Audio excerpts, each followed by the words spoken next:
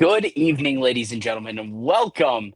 The boys are back in town. The band is back together. Well, almost the full band is back together. We're missing the fifth member of our team, but you know what? Four is better than none. The podcast pals are back together. We're back. We're going to talk some winter meetings. We're going to talk the off season so far. We may even hint at some things coming up in the future. Who knows what kind of tomfoolery and shenanigans we may get up to today. It's always a fun time when we get together. And as always, I'm Aiden, joined by Brendan, Tim, Andrew. Gentlemen, thank you so much for being here. I know everyone loves seeing our smiling faces. Well, at least some of ours. Tim, they see enough of you as it is anyway. You know, I'm sure they're tired of you. That right there, that's slander. That's too far. Yeah. Tim is a beautiful angel of a man, and we need to see more of it. Okay, that's getting cut out. Hey, well, and we may 75% of us, the people want to see. That's good enough for the whole thing. Yeah, and you guys and you the viewers can decide which 75%.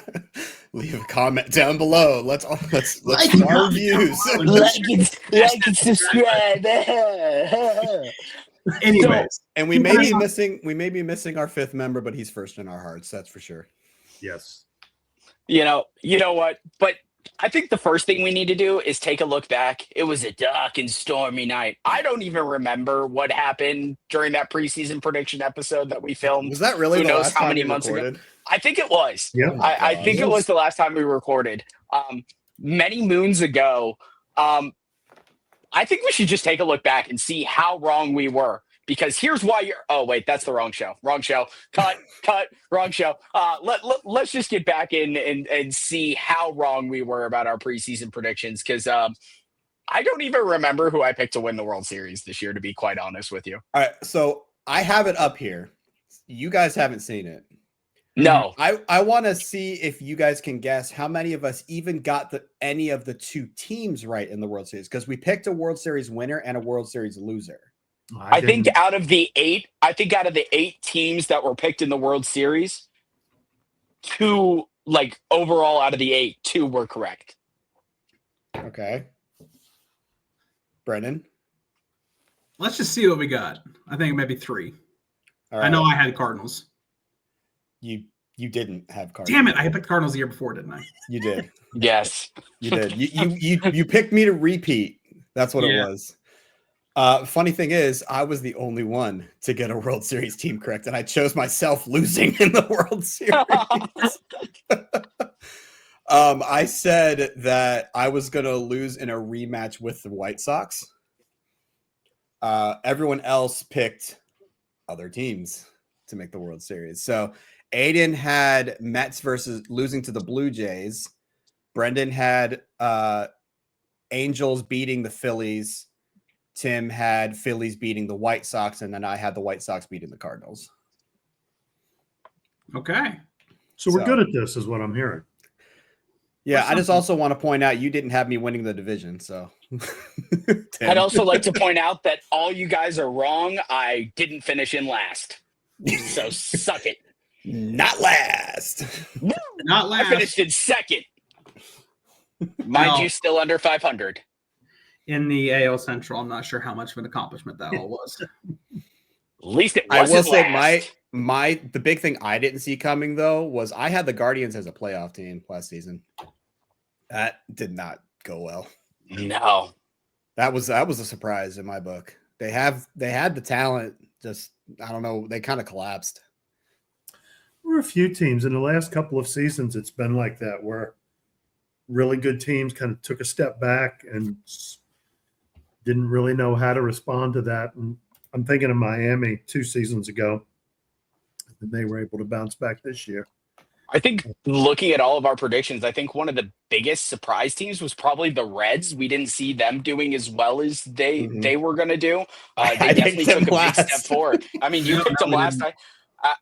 Out of all of us, I guess technically me and Tim had the most faith in them, but even that, we didn't have that much faith in them as a whole. I mean, but they really surprised us in finishing above 500. And I mean, we'll get into this in a future podcast recording, but who knows where we could see them go this year. They've already made some moves to to shore up a few things, and we'll probably talk about that a little bit later. But they're a pretty interesting team. I mean, the AL West is a gauntlet as it always is. Well, who knows what's going to happen out there?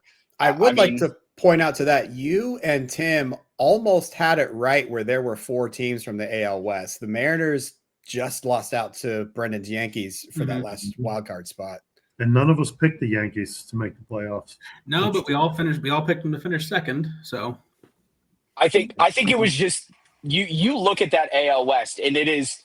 I think all of us sort of talked about it on the podcast, and except for Andrew, I think it was all of us sort of agree, if I do remember correctly, that it was going to be either the AL West teams or the Yankees were going to sneak in there somehow. Like, if I do recall correctly, we were talking about how if one team was going to sneak in the AL, it was going to be the New York Yankees. And credit to what Brendan's doing, he's continuing to add. Right, that's why I said outside of you, but But credit to what Brendan's doing out there in New York, and I'm sure we'll talk about it a little more as we talk about how the offseason has gone so far.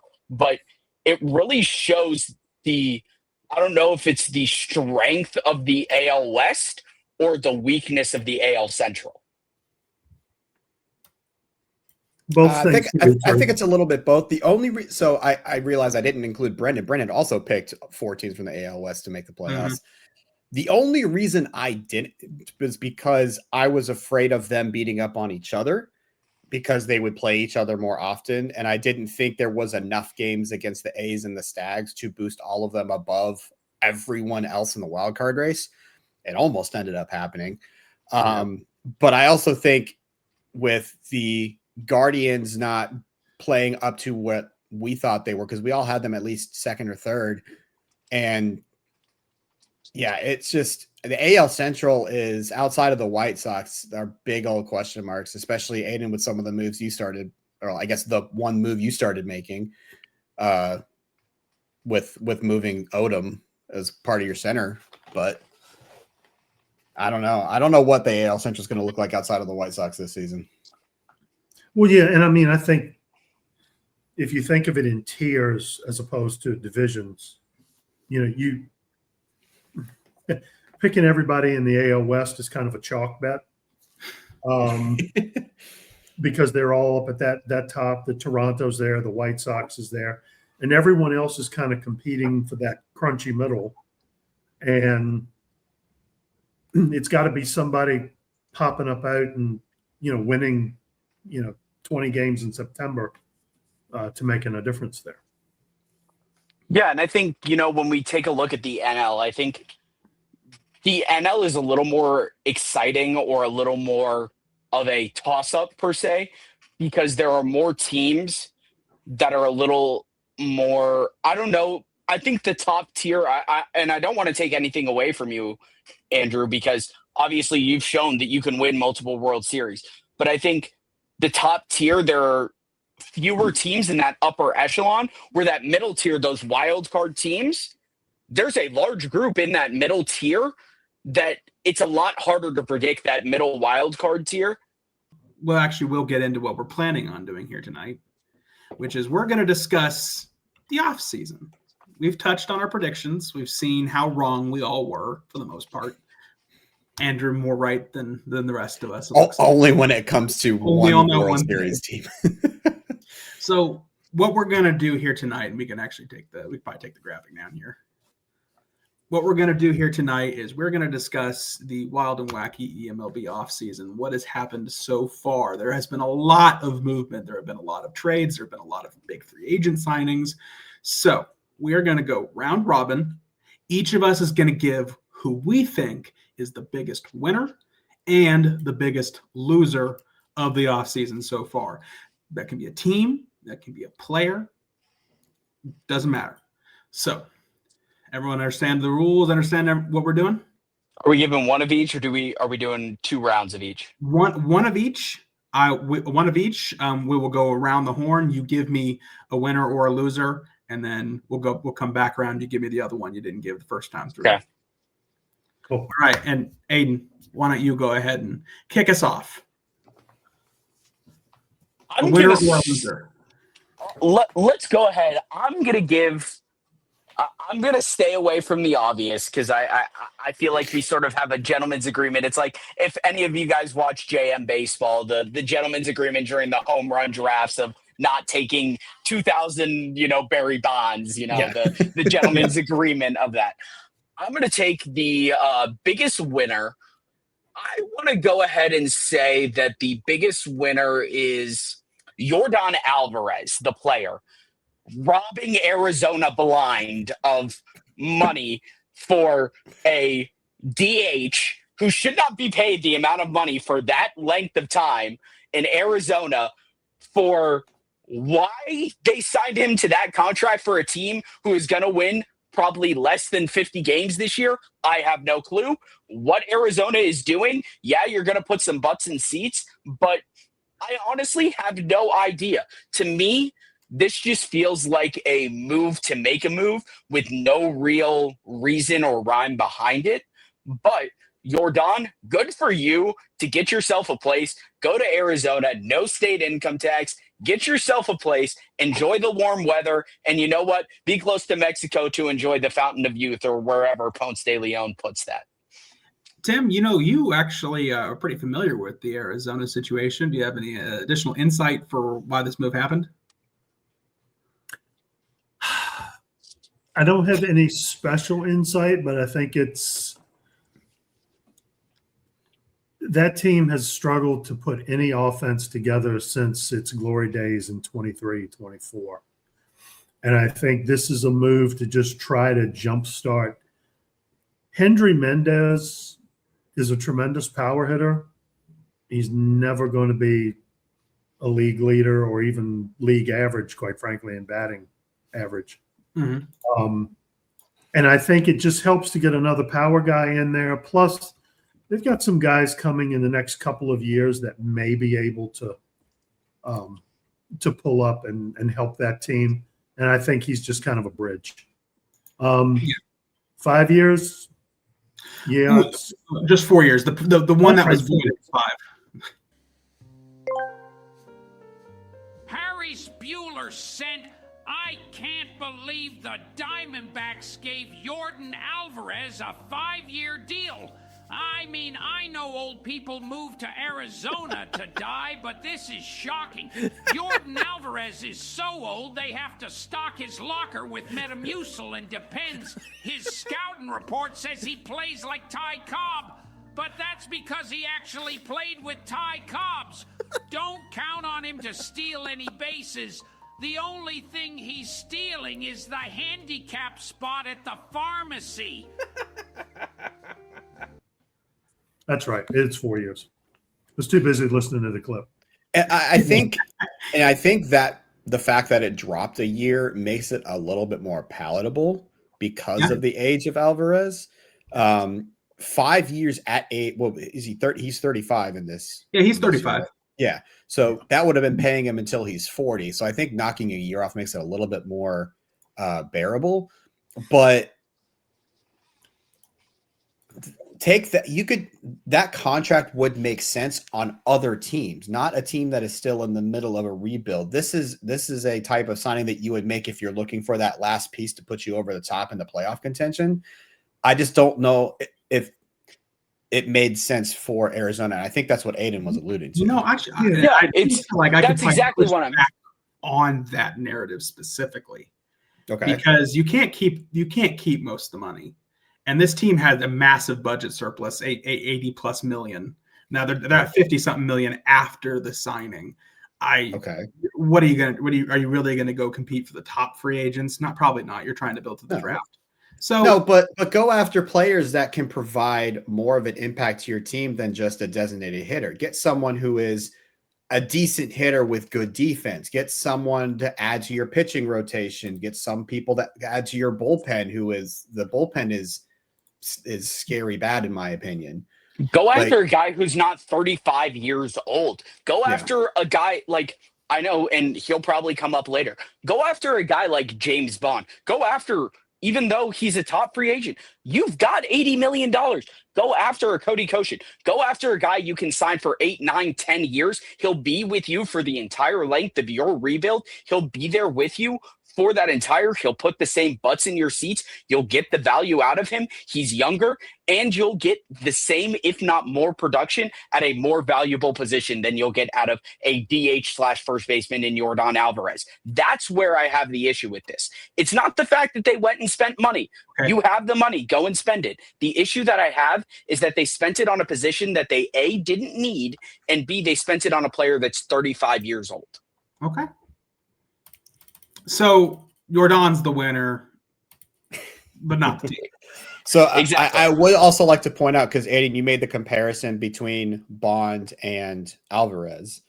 Bond is going to be making an AAV of $25 million per year. Yes. Which is a less AAV than Yordan, and he provides value as a defender and as a hitter. Maybe not as much offensive upside as Yordan, but he's also 9 years younger. So I think just comparing just those two signings, period, take the teams out of it, the Bond deal is a better deal. 100%.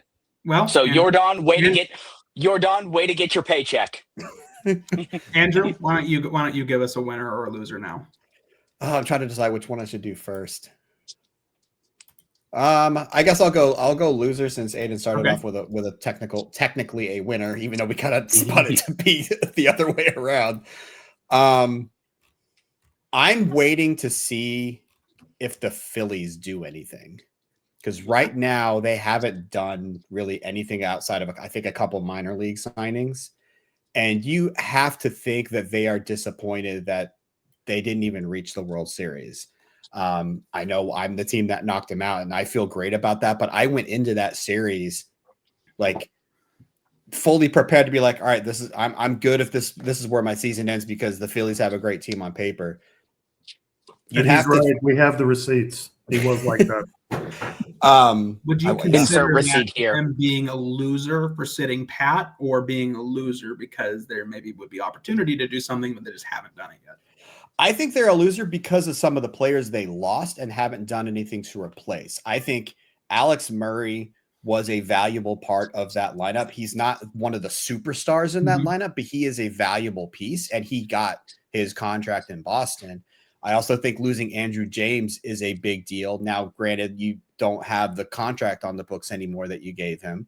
But I think losing those two players specifically are maybe more of a detriment than you realize. And I just also, with where they are with both their contracts and their farm system, I don't know if they can make any moves. I'm just saying they're probably on the losing side of things because of who they lost.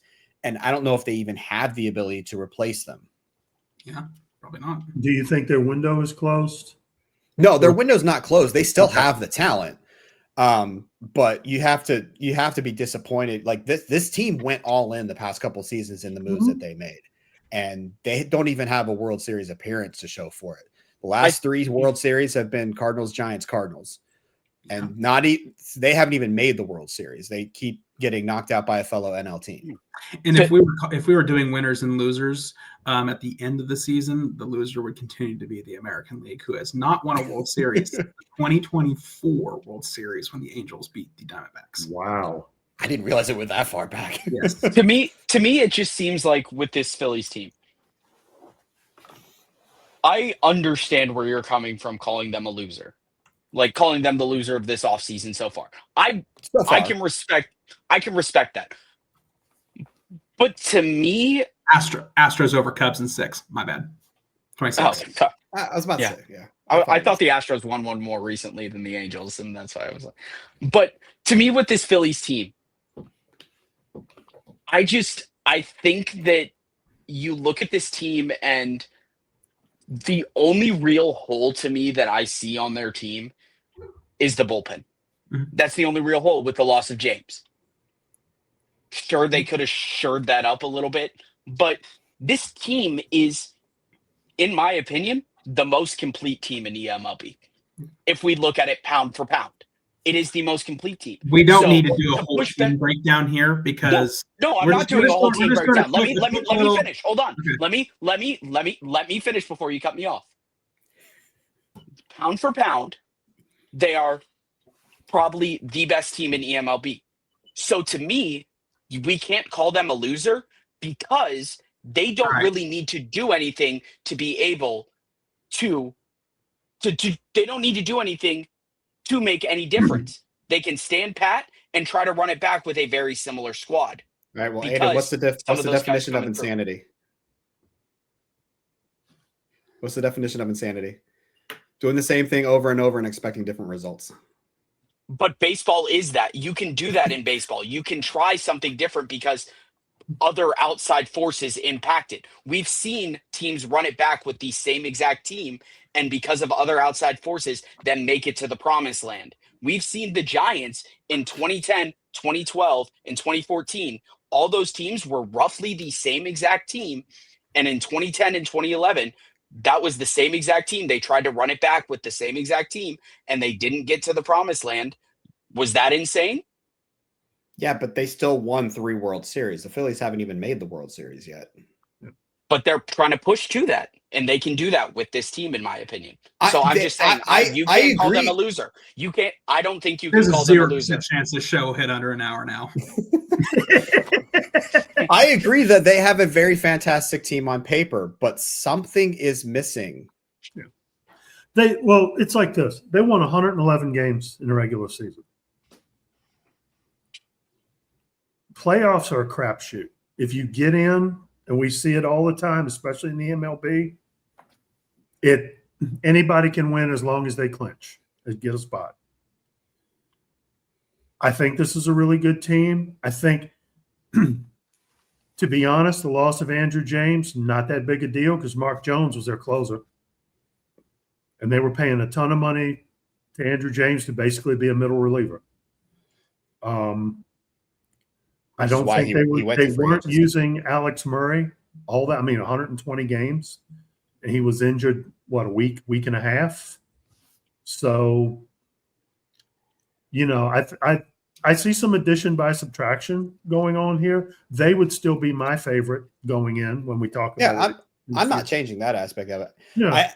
You look at it, it's the Philadelphia Phillies. So Philadelphia fans would not sit for standing pat moving year to year if this was their team in real life. But this isn't real life. This is I know, but that's kind of where I'm pulling from. Is like if I'm a fan of the Phillies, I'm upset that they're not doing anything right now. Well, and we've got a winner that morphed into a loser, and a loser that's so far morphed into a winner. I still say they're a loser. I'm saying they're a loser of the offseason. I'm not saying they're a loser. I know. That was the assignment. Yeah. Well, I read the rules. Let's go ahead and stick the pin in the Phillies conversation because I'm sure it's going to take up quite a bit of our preseason predictions podcast. Yep. And let's keep moving here because I'm going to channel my inner Mark Sessler. I have things to do. Let's get the show going. Tim, you have yet to give us a winner or a loser. For my winner, I'm going to go very obvious, and I am going to say Red Dit, now playing in Colorado, is going to be a huge winner. Our National League MVP to start with, and now he's going to be in the rarefied air of Coors. We may see a 15 WAR player next season in Colorado with him. Aiden, you're the degenerate over under home runs. Hold on. Let's take a look. Last year he hit 29, career high of 38, which he's hit twice. Over under currently, according to Vegas, is set at 47 and a half. 47. Andrew, you're not the degenerate. You're going to be asked. Andrew, you're not the degenerate. You're going to be asked to gamble. Over under. 47 and a half. Under. Yeah. Okay. Not by much, but under. He's definitely hitting 40. I can see that. Tim, I'm going to follow up with that. Do you think the his infield mate Moncola has similar success? Yeah, but I know BBC, but there's still that gap between them. But yes, I mean, it is. The Rockies solved a lot of problems bringing both of those guys in. I mean, they're immediately in contention, hopefully. I think this is a really good deal for them, and this is their Phillies move, pushing all their chips in. Mm-hmm. And I think it's kind of a corollary. The Rockies are kind of our winners here too. Okay. Well, we had a winner that morphed into a loser who morphed into a winner, and a winner who morphed into a different winner. And Tim, hold on. To go off one more thing with Red Dit. Bold prediction for you. Not only does Red Dit win MVP, he does it winning the Triple Crown. Okay. I can see that. I can see. All right. Aiden? I will. I think it's funny that you guys mentioned Red Dit and EVC, but didn't even mention the third headed. The deal wasn't the Rockies the winner. The deal was Red Dit being a big time winner himself. That's fair. Yeah, that might be someone else's winner. I don't know. Yeah. Aiden, you gave us a winner in Yordan Alvarez. Who's your loser of the offseason? Your biggest loser in your mind? I think that I've gone back and forth with this because there have been two names that have sat in my head. One's a player, one's a team. And I hate to do this, but I have to go to it. The biggest loser is Shane Roedicker, losing his best friend in Matthew Bellows. I know why you did it, Andrew. I understand it. I get the move from your perspective. And you know what? I think this makes your team better, honestly. I think you got better with this move. Really? Okay. Both for maybe not necessarily fully in the present, but for the future. Overall, this made you a better team going forward. Okay. But how much does Roedicker want to stay in St. Louis after this move? How much will this affect his play on the field? And how much will this affect the clubhouse cohesion after winning a World Series? We saw what happened to the Marlins after they won a World Series back in, what was it? The 90s, the late 90s when they, or the, sorry, not the 90s, in the 2000. Well, but I'm thinking more of the one in the 2000s when they won their World Series. They blew it up right afterwards. They did it both times. Killed clubhouse cohesion, and then it was crap. So I think Roedecker's a loser and losing his best friend. Yeah, I guess I got to keep an eye on that player opt-out after 2037 now, huh? Yeah. Now, I will say, his brother does play for a different team. I kind of got, fair. I kind of got screwed over in the negotiations with this because I didn't even have a chance to tell my team that the trade went down before the news was leaked to Backfield's media. And it was not leaked by the Cardinals. So it was not leaked by the Twins either. That is why the interview with Roedicker went the way it did, was because he felt blindsided because Cardinals organization didn't even have a chance to address the players. Now, Bellows knew. Bellows was made aware. Bellows, actually, I had a conversation with Bellows throughout the actual conversation of the trade because I wanted to get a sense of where he was in a mindset. And that's one of the reasons why this trade happened, is because he's always expressed a desire to be the full-time catcher. And he was that for our first World Series win. But the Cardinals organization saw his value as being in the lineup more. And that's why we moved him to the outfield. So it would take less wear and tear off of him at the catcher position. But he's always wanted to be that primary catcher. And when the Rockies said that they wanted to make a splash by adding a franchise catcher, that's when the negotiations started. And then I didn't get a chance to address the team before Backfield's media broke the news. So damn, I got stuck in a really hard place because I didn't even get a chance to talk to him beforehand. That's why he was blindsided. Credit Question for you. But the presence of Backfield's media allows us to recreate an element of real life sports. I love as much as I hate it for Roedicker, I love that I can talk of it as if I'm a real GM having to address the media. So let me ask you this, Andrew. Yeah. Does it make you weary of negotiating with either myself or the other team involved, not knowing who necessarily leaked it to Backfield's media about future deals, because you may not want to negotiate knowing that there's a leak going on somewhere. That way you feel like you can address your team properly going forward. It will make me more aware of talking about that during the process, saying, hey, I don't want this news to get out there yet.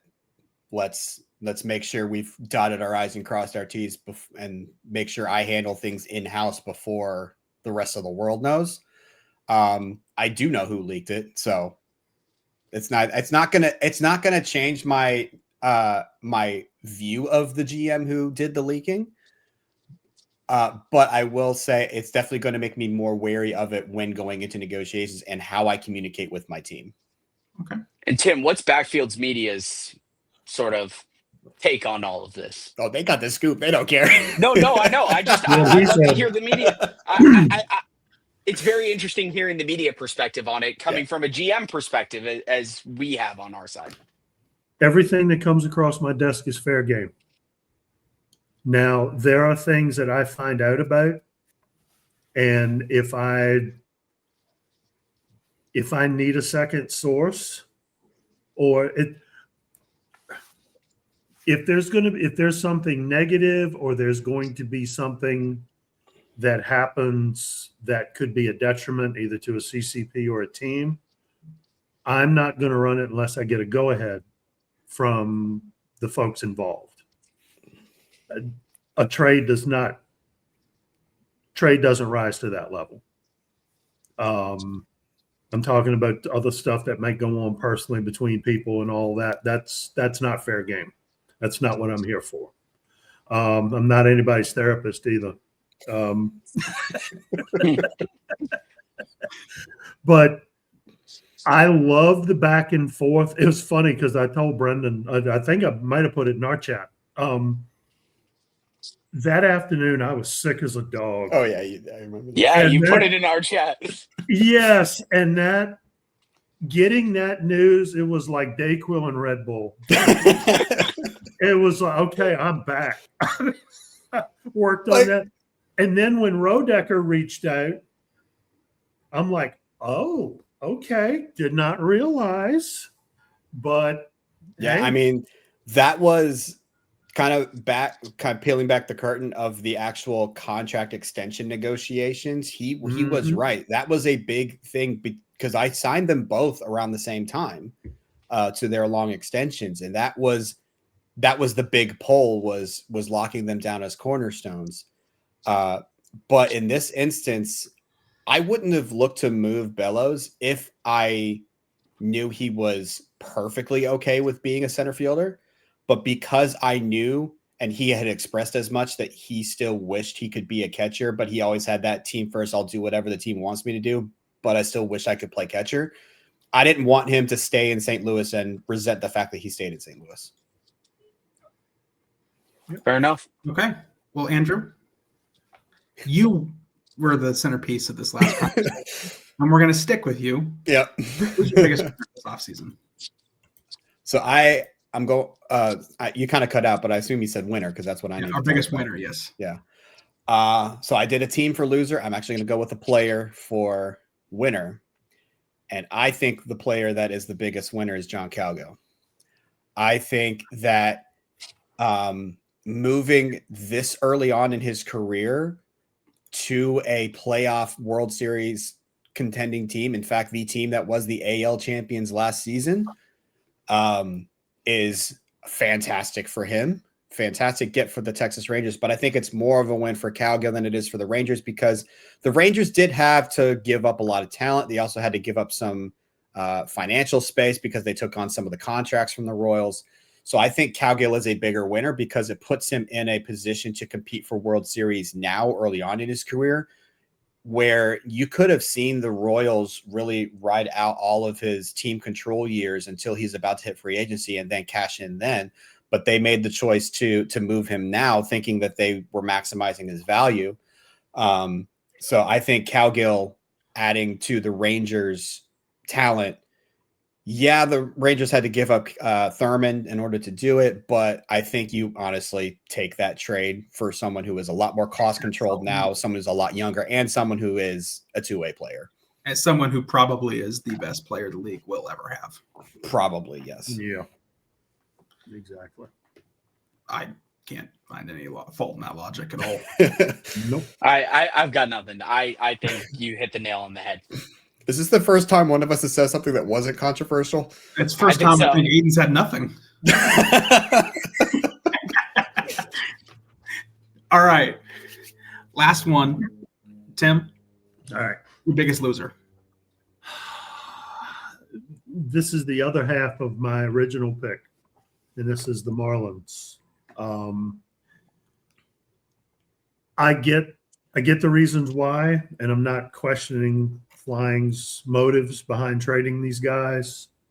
I've already said my piece about what I thought about the Yamamoto deal on the heels of that. Where this team, I feel like, will struggle a lot is fan interest, fan support. Aiden, you brought up the Marlins. In real life a couple of times. They went through this where they cashed in, they made the big run, they won it, and then they tore the team down. This time we didn't even get to win the championship. I think it's going to take quite a bit of time for them to pull back the fan interest and the fan support. That's revenue. And as Brendan has commented in kind of our discussions, if you're not going to be able to generate the revenue, enough revenue to cover what the owner is giving you, that's what leads to budgets being slashed, which is kind of what led to this situation. And this could be a potential downward spiral if not handled correctly. So I think we're really on a knife's edge here. You have pointed out something. You made a very good point. Fan interest is something you maintain. For some organizations, it's harder to build up than others, depending on your specific situation. There are just 2 organizations that have a fan interest below 51, and they actually tie into both of our last 2 points. For the reasons of our last 2 points, they are the Kansas City Royals at 41 and the Miami Marlins at 31 out of 100. That 31, when I saw it, I went and I re-downloaded my file. You better make sure it wasn't an error. Yeah, I was like, wait a minute, I'm not. Let me go and look up Stats Plus on another computer. Aiden, Yeah. you're mounting a rebuild of your own. Do you see a path forward for the Marlins where they're at right now? Like, how do you recover out of this situation? I don't know. And I think they need to subscribe to the same school that I'm subscribing to right now, which is their former GM in the Eddie Sunder School of Butts and Seats School. Trademark, patent, copyright. I had to make sure we said that. I think that I struggle to understand what they. I struggle to understand. I don't feel like they got enough value out of. I feel like they did not get enough value for what they could have out of those 2 players. I feel like trading the 2 of them together was a mistake. I felt like if they traded them separately, they could have gotten more value. Or even trading them together, there could have been more value out of the 2 of them. You definitely could have gotten some major league talent back. You got 3 prospects back for 2 generational talents. Like, that's not going to put butts in your seats. So you're more, Brendan, pointing out the effective trade of Ditt and Von Cola for 3 prospects in Yamamoto. Yeah. I mean, it's, to me, Yamamoto is, even though he projects to be the next greatest thing on the mound, he's 1 elbow injury away from ending, from being nothing. I saw that single-handedly with Alex Doc Luger in Tampa Bay when I had him. He was on track to be the next. That guy. He was going to be challenging for Cy Youngs. Let's call a spade a spade. And then he got a career-ending injury, which we don't have in eMLB, and he was never the same. Yeah. It hurt. Yamamoto could be the same way. And I just think that you could have done so much more with what you could have gotten. And I think that you could have gotten more out of those two players. And I think that I'll be interested to see the rest of this offseason if Miami invests what little money they have left. I mean, you look at it now, like I'm looking at the budget page right now. It looks like still Miami's got about 27.5 million roughly Yes. left. Let's say they spend another 7 million in international pools. So let's call it after everything is said and done, another 15 to 20 million. Let's just call it what it is. 15 to 20 million left. Do you go out and sign a veteran who, yeah, maybe won't be great, but you're not going to be great, but to put some butts in your seats, or go out and pitch every fifth day, or play 120 games for you in a DH role that can sell some tickets for you? Because you're also looking at it, you're the cheapest ticket price, one of the cheapest ticket prices in the NL, the third cheapest ticket price in the NL. At risk of digging in too far, do we have enough here between the pot of us to say that they're the biggest loser? No, they didn't lose the most weight on a reality TV show in the early 2000s. Are they the biggest loser of our offseason so far? I would say the only reason I say yes to that is because of the Yamamoto signing. I would not have called them a loser of the offseason if they didn't make this trade, which I think he was making.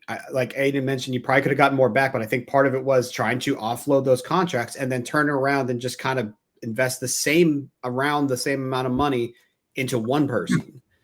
And it felt like you were making a progression towards rebuild, and then you kind of reverse track on it, and now you're just kind of stuck in purgatory. But what I will say, we have to give him credit. What he did with the Yamamoto contract was smart. Front-loaded the contract. Oh, Look at his contract. Front-loaded it. So when his rebuild and when his prospects who are in his system are ready to go and he's ready to make a push, Yamamoto is on a very good contract for when it comes time. That way he can really build around that. So that is fair, but I don't know how much we can call him the biggest loser. I think if I'm sitting here and we're talking about a biggest loser, I sit here and look at a team like Baltimore. We're probably not throwing out another one. No. But if I'm giving a quick 10 seconds. I'm giving a quick 10 seconds. If you want to give a biggest loser, I'm going to say a team like Baltimore. You lose Ryan Weathers, Buster Bluth, and Brendan Davis and Chris Roper, and you've done nothing to replace them completely. You're the biggest loser in my mind. We're at least flying in Miami has at least tried to make a difference, where Baltimore has done nothing. That was never 10 seconds. That was no. 15. My apologies. I'm going to argue that Baltimore is trying to tweak things as opposed to making big moves, and I don't think that makes them a loser. I don't. I'm gonna. And back to Miami, and that was I like the Yamamoto trade because it's realizing that I'm pretty sure it was sticker shock for flying when he saw that big old 31. Yeah. It was actually less than that before they signed him. Yeah. And I mean, and he had the money now available. I'm also wondering who else could have pulled that deal other than Colorado. I mean, maybe Arizona could have with the money they had, but they didn't have anything to give him. Yeah, they didn't have the like Colorado was the best case scenario for moving both of them at the same time. Oh, yeah. So I think the last thing we should throw out on this particular trade, those three prospects that came back are by OSA 5, 7, and 80. Yep. Yeah, 3 top 100s, including, what was it, 2 top 10s? Yeah. 2 top 5s or 2 top 7s, my bad. Yeah. So those are who we all thought were the biggest losers and the biggest winners. There are a couple moves that we did not touch on in this particular circuit. We're going to go round robin. Let's call it a quick 30-second blurb on a couple major moves that would have happened. First, Aiden, what do you feel about the Mets bringing in Shota Imanaga? I think it allows the Mets to give themselves a chance to compete with the Phillies. I still don't think they're at the level of the Phillies, but I do believe that them bringing in Imanaga gives them a chance to be that clear-cut number 2 in the NL East and fight for one of those wild cards in the NL. They're definitely at the top of that second tier that we talked about. All right. Andrew, Champ Bell to the Dodgers. That's gone under the radar with I was everyone. about to say I didn't even know that happened. Hold on. Yep. That was the second move made this offseason behind Yamamoto. Yeah. 5 years. I just looked at the pitching staff of the Dodgers. Holy crap. Yeah. I'm kind of surprised no one listed the Dodgers as one of their biggest winners. That was kind of because I didn't realize they got Champ Bell. Yeah. I did not see that at all. Look out, AL West. NL West is coming for you. That's what I'll say to that. I think you now have 4 legitimate playoff contenders in the NL West now with the Dodgers, the Giants, the Padres, and the Rockies. And I think the Padres, with how long they've been kind of near or at the top of the NL West in the league for quite a while now, they might end up being 4th in that division after this. Although I will say the Dodgers do need to probably add some hitting. But their pitching staff is nasty. I'll see if they can add any more. Tim, Darius McKenzie to the Houston Astros. Cop pick, baby. He got you your ring and he's gone. I finally got someone to decline the qualifying offer. I'm now 3 of 4 for people accepting it. I think it solves a bit of a problem for them. He's definitely going to be playing third because I would keep Drury where he's at. I remember when I saw the protection list come out for Houston and Alan Brocale was on there. And I was like, what? But then as I looked at it, it was like, oh, they pretty much have to because third base is bereft in Houston. So this solves that problem in a good way for them. I'm curious to see how this offense shakes out because I'm looking to see where the power is going to come from ultimately. One more time around because there are 3 more moves I think that are worth mentioning. Can I make one comment about DMAC real quick? Yeah, it's kind of very quick. I think the Astros will get more value out of DMAC than they would have if they kept Yordan. I agree. 1000% agree with you. Oh, yeah. And frankly, I think probably more from Cabrera. Yeah. Aiden, you get the big fish, Koshin to the Blue Jays. That was the only place he could have gone. I think it was the only landing spot for him. Not Atlanta. I don't think Cody would have ever gone to Atlanta because I think that he wanted a chance to compete right now. And I just don't think Atlanta is there yet. I think Atlanta is still a year or 2 away, realistically. And I think that this gave him the best chance to compete right now. He's going to go to this team. He's going to DH and he's going to pitch. I think this makes Toronto, if they weren't already the number 1 team in the AL, this makes them the number 1 team in the AL. Okay. But I think what this does is I'm really interested to see how they're going to shake up what was already one of the better rotations in the AL. Who's the odd man out? You had a bunch of guys with 4 ERAs.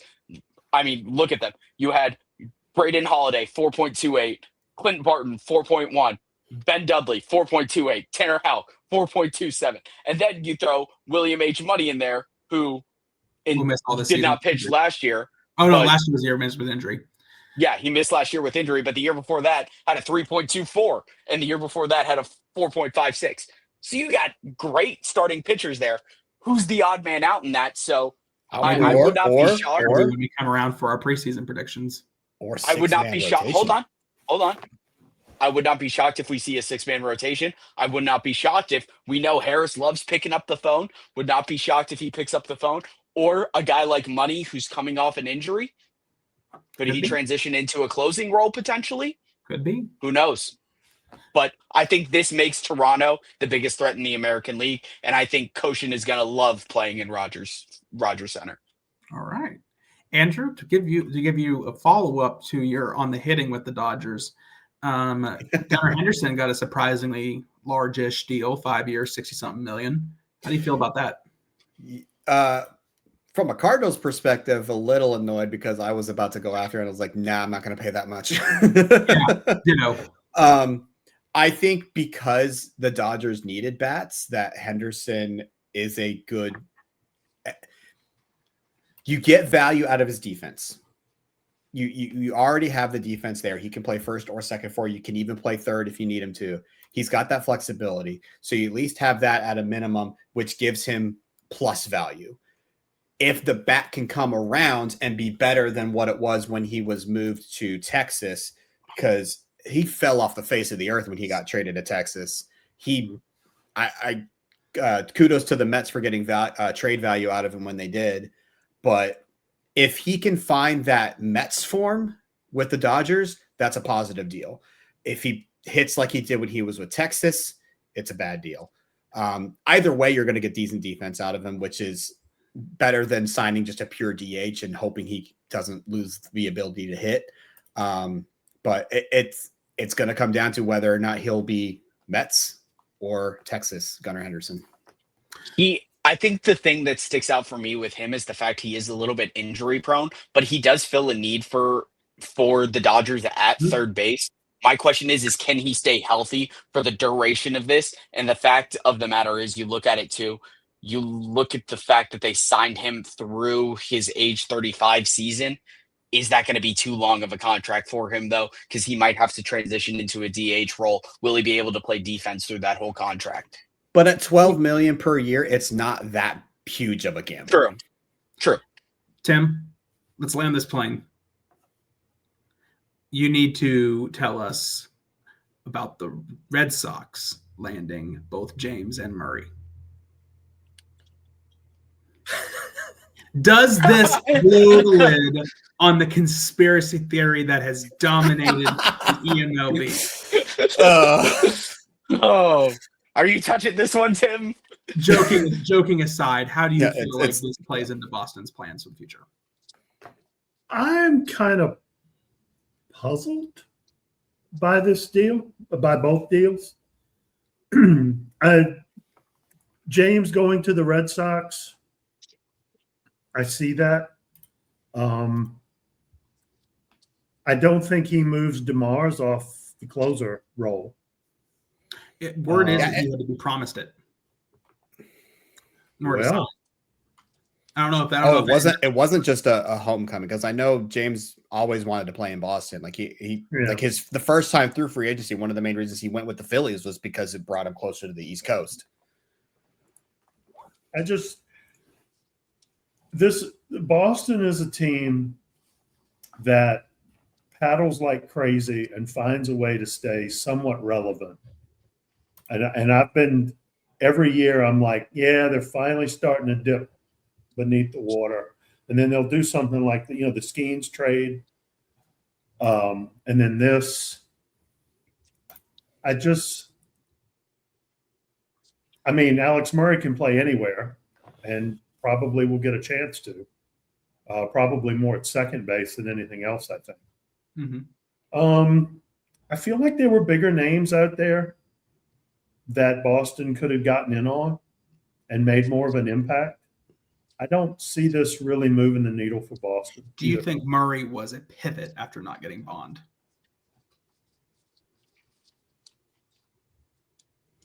Or maybe they were trying to get both at the same time. I think maybe they were. I know that Bond chose New York over Boston at the end. So then Murray signing following it makes me. So it could have been a pivot. It's Murray kind of fits them well. Yeah, nobody here is great. In this lineup, so I guess so. But I don't feel like this.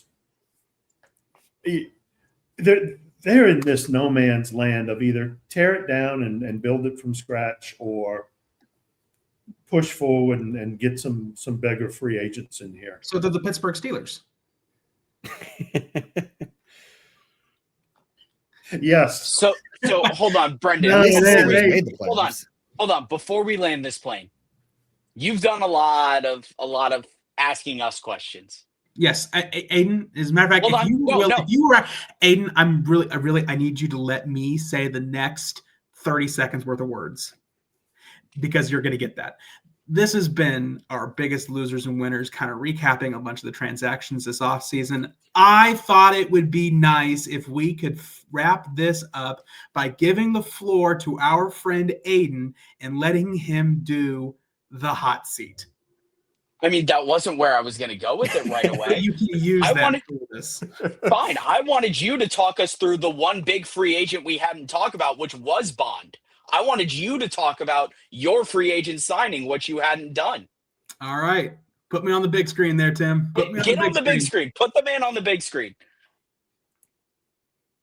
I know how to do this. Come on, Timothy. Timothy. Timothy. Present. This isn't it. I forgot how to do this. It's been so long. It's all right. We can go quads. We can go quads. Beautiful. Wait a minute. I know what I can do. Hold on. Oh, I gosh. know what I can do. He just wanted everyone just to see him. He is taking control. Oh, gosh. Oh,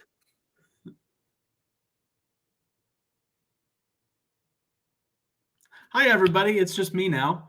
I don't really know what's happening here, but Bond, yeah. I didn't have the money for Koshin. I really wanted Koshin. As a matter of fact, I spent the entire last probably 6 months thinking about getting Koshin. It didn't work. It was never going to work. So I pivoted to Bond, put an offer in that I felt was fair, knew that I was the only person who had offered him. And then LB made it a point to mention Bond about 8,000 times in the last 2 days, which I felt was like some subtle plotting, like, hey, don't let only one team have offered him. I know one team offered him in game and then never submitted an actual offer. So in the end of the day, it was us in Boston. We offered the exact same AAV. I offered an 8th year and a promised starting lineup, and the player felt like that was enough to want to be a Yankee instead of a Red Sox.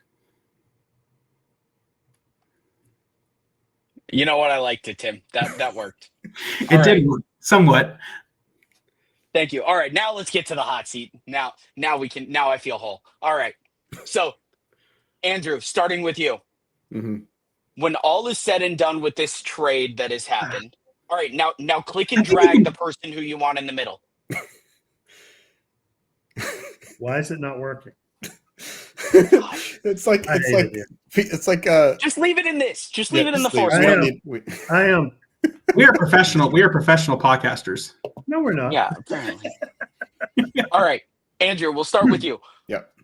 When all is said and done with the 3-team deal that happened between me, you, and the Rockies, Yep. which player from this deal will have the highest WAR as a member of their new team? This upcoming season? Overall, Career or season? career. Oh, gosh, because I got to look at the prospects now. Off the top of your head, come on, just throw it out there, bud. I still think it'll be Bellows. I think that he's an elite talent. It will come down to how often he can play being a full-time catcher, which again is the reason I moved him to center, because I wanted him in the lineup more.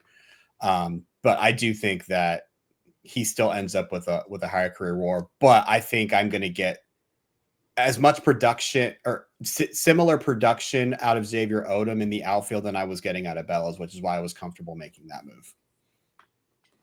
Brendan, who will have a better season on their new team, John Cowgill or Red Dit? John Cowgill. That's what my brain said first. As for reasoning, I'd have to actually ask it a few more follow-up questions. Let's say the two-way potential boosting the WAR and Texas getting back and winning a World Series. Okay. With Cowgill getting World Series MVP. Okay. Tim, Backfield's media has taken off to new heights this year. What do you think is going to be the biggest scoop that Backfield's media will break this upcoming season? The Danny Smith Jr. trade. Ooh. Tim, whether you have inside knowledge or not, follow up to this. Now you just No get one. You just get one question. No, No hold follow on. up. No, No follow up. No of follow my up. follow up. No, I have no. questions. I have no inside. Of your non-inside information, will he get traded for more than a bag of peanuts? I 2 would bags hope of peanuts is more than one. I would hope It is, but this is the questions we this, ask here. this is, in my mind, until Cowgill came along, this was the best player in eMLB's potential history. And he has become the type of player that has been kind of forgotten about because he's not hitting 60 homers a year. He's not stealing 100 bases. But you're like, oh, I didn't hear anything at all about Danny Smith Jr. And, you know, just doing everything on the team. Danny And Smith Jr. walked so John Cowgill could run. I love that. In terms of the media narrative and like the narrative on worrying about players, absolutely. That's not a wrong thing. Mm-hmm. Aiden, take us home. All right. Well, thank you so much for joining us. Maybe slightly over an hour long episode. I know we were trying to keep it to an hour. I apologize. I'll take this one. This was my fault. I apologize. You know Everybody what, knows Brendan? I'm sorry. Brendan, I'm sorry. I know Even you're his giving me the apology death is stare. going long.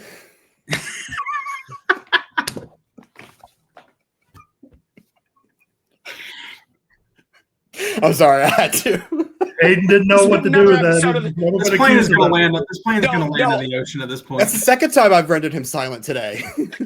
I had something I wanted to say, but I didn't want to be disrespectful during a live recording, so I was going to keep it nice. For all of us here as a part of the podcast, pals, for Tim Lowry at Backfields Media, for Andrew, the two-time World Series champ, for Harry Potter up there, I'm Aiden Pearson. Thank you so much for joining us. Have a great night, everyone. And don't worry, we'll be back soon enough.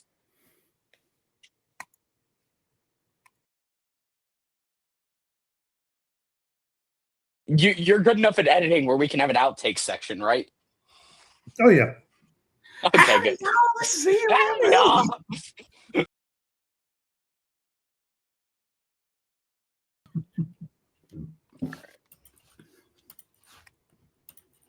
3, 2. Oh, hold on. That's making the Shut cut. That's a business where you put your earbuds on and you say maybe 3 or 4 words to your coworkers a day. Probably have I got a this. feeling I'm about to get a big no from somebody, but Aiden, I have negotiated with you. I wonder that myself. Here's some picture. Aiden, you can bring us in. Do your whatever, like, howdy, y'all. This is eMLB. However you plan to do it. wow. Jeez.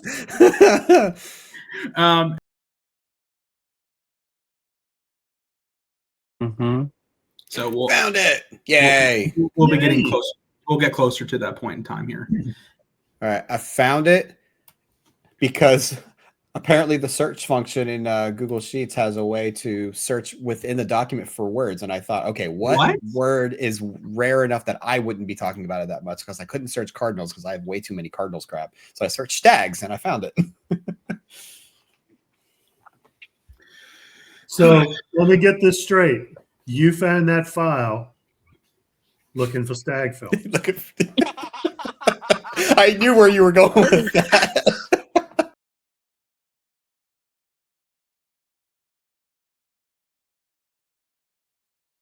I left so much stuff on the cutting room floor on each word.